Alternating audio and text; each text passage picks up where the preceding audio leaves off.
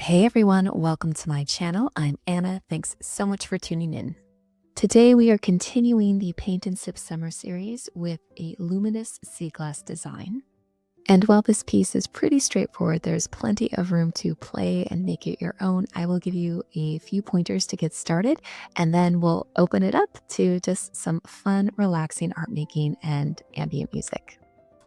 But before we dive in, just a quick reminder, if you enjoy the video, please give it a like. If you have feedback, go ahead and leave a comment. I always love to hear your thoughts. If you haven't already, hit the subscribe button and the notification bell, or share the video with a friend who you think might like it. Any and all are a great way to support the channel, and I really appreciate it.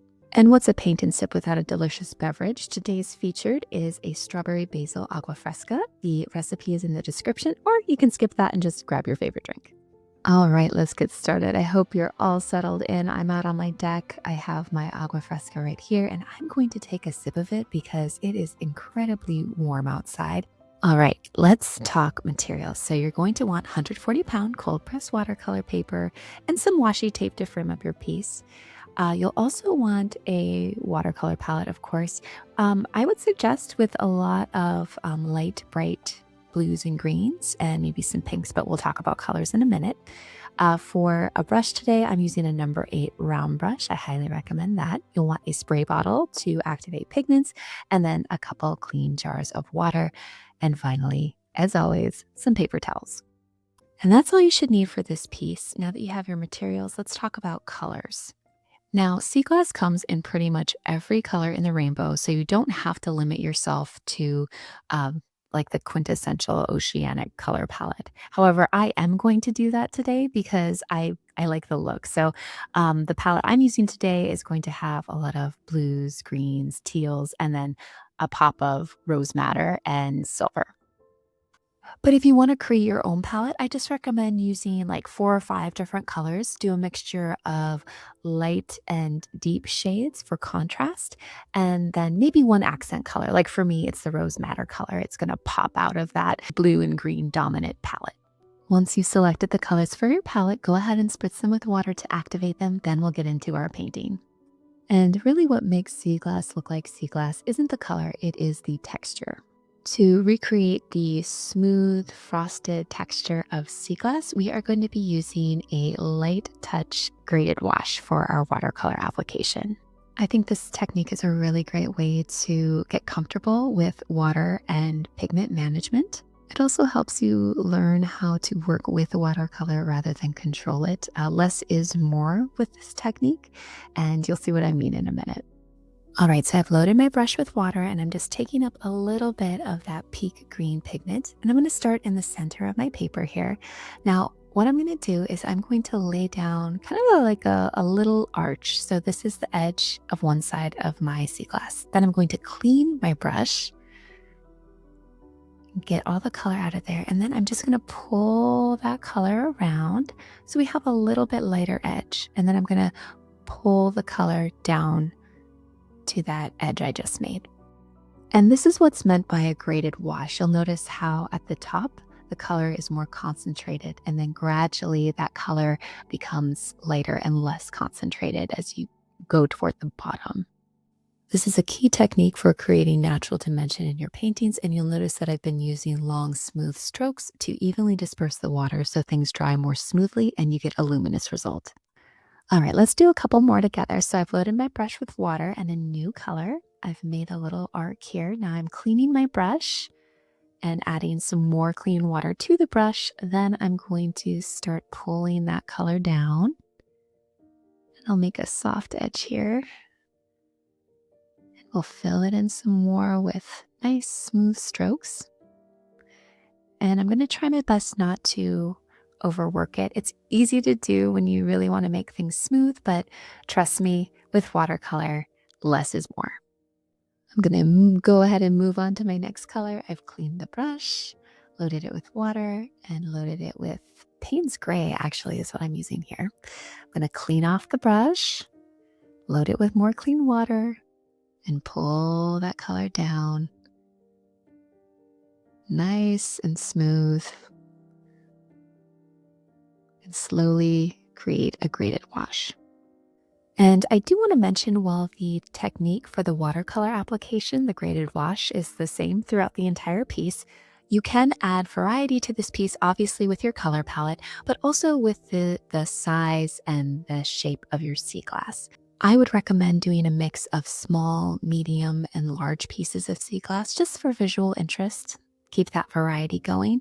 You can also play with the shapes of your sea glass. You can do compact, rounded shapes. You can do elongated shapes. You can do more square shapes. Just keep in mind, sea glass is weathered glass that's been tumbled by the sea. So the corners are going to be soft and rounded, and the overall shape will be pretty asymmetrical. And just a quick note on composition, I do think it's easiest to start in the center and slowly work your way out. And I also try to leave about the same amount of white space around each piece of sea glass. I think it creates this breathing room that sort of echoes that open, spacious feeling that you get when you're walking on a beach. I also find that it helps the shapes of the sea glass come naturally. I don't really have to think about it because I'm just trying to work around the boundaries that are already there. All right, we have covered the color palette, the technique, and the composition. At this point, I'm going to let the music and the painting take over. You can paint along or you can just sit back and enjoy the music and the visuals. I will check in again before it's time to go.